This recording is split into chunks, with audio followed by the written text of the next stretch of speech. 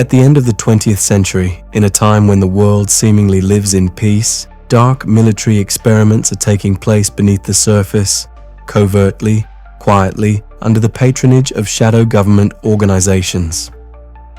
And just then, an ex-soldier with the codename Solid Snake comes back from seclusion, not by choice, but by duty. His mission is simple. On paper, infiltrate Shadow Moses, an island in Alaska where terrorists have taken control of a secret nuclear weapons base. They are blackmailing the US government. If the body of the legendary soldier and commander known as Big Boss is not handed over to them, they will detonate a nuclear missile. And what's worse, they have the means to do it. A secret project called Metal Gear Rex. The FOXHOUND unit, an elite team that Snake himself once belonged to, is behind the attack. Now led by Liquid Snake, a man who is not only the leader of the rebellion, but also Solid Snake's genetic brother. Both are clones of Big Boss, the result of an experiment called Les Enfants Terribles, which was intended to create the perfect soldiers. Snake is thrust into a web of lies and manipulation. Dropped from a submarine, he infiltrates the base under deep cover. His first objective: locate two hostages, Kenneth Baker, president of ArmsTech, and Donald Anderson, director of DARPA, which is the US Defense Advanced Research Projects Agency. Both hold the launch codes needed to activate Metal Gear. But before Snake can get answers, Anderson mysteriously dies, reportedly of a heart attack. It is in this part that Snake first encounters a man named Revolver Ocelot, a legendary gunslinger and interrogation expert. Ocelot tries to force the code out of Baker, but their duel is interrupted by an unexpected attack by a cyborg named Grey Fox, who severs Ocelot's arm. However, Ocelot is certainly not eliminated from the story.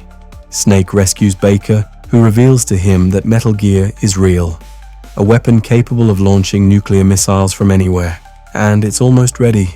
But before Baker can say more, he dies in the same way as Anderson, and Snake begins to suspect that something is very wrong. Along the way, Snake meets Meryl Silverberg, the niece of his commanding officer, Colonel Campbell. Meryl has escaped captivity and joins him. Together they face incredible enemies: the telepathic Psycho Mantis, who can read Snake's thoughts, the sadistic Sniper Wolf, who shoots Meryl, and the giant shaman Vulcan Raven, who commands a tank, a minigun, and the spirits of his ancestors with equal ease. Snake gradually uncovers that the entire mission is a manipulation. The FOXDIE virus has been implanted in his body without his knowledge. This virus was designed to kill key targets: terrorists, scientists, anyone who might threaten government secrecy. But Snake doesn't know when and how the virus will strike, and whether he himself is one of the targets.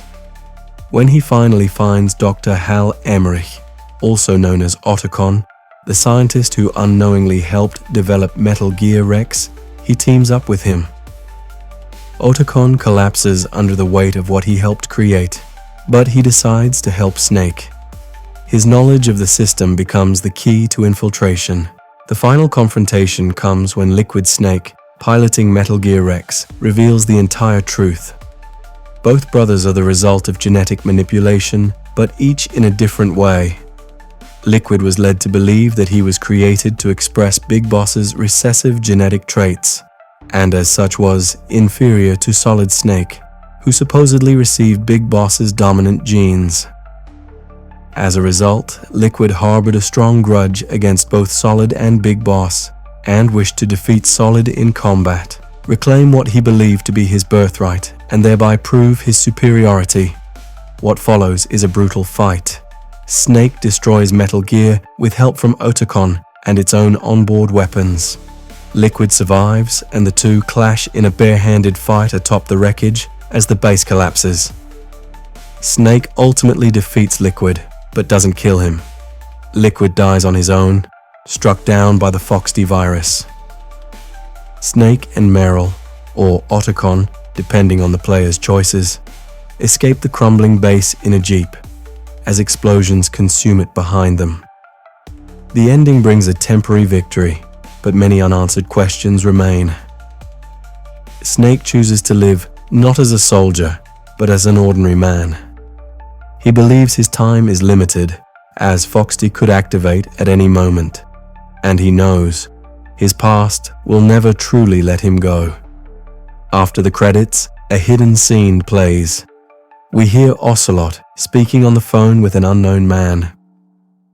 We learn that Ocelot was a double agent all along, working not only for FOXHOUND, but also for a higher power, a secret organization. He also reveals that the man Snake met as Anderson was actually Decoy Octopus, another member of FOXHOUND, disguised and killed by the virus. And Ocelot? He survived, escaped, and carries all the secrets. Thus, Metal Gear Solid does not end, it only begins. The series continues, the past deepens, and the story becomes a mosaic of betrayal, genetic warfare, and philosophical questions about freedom and destiny.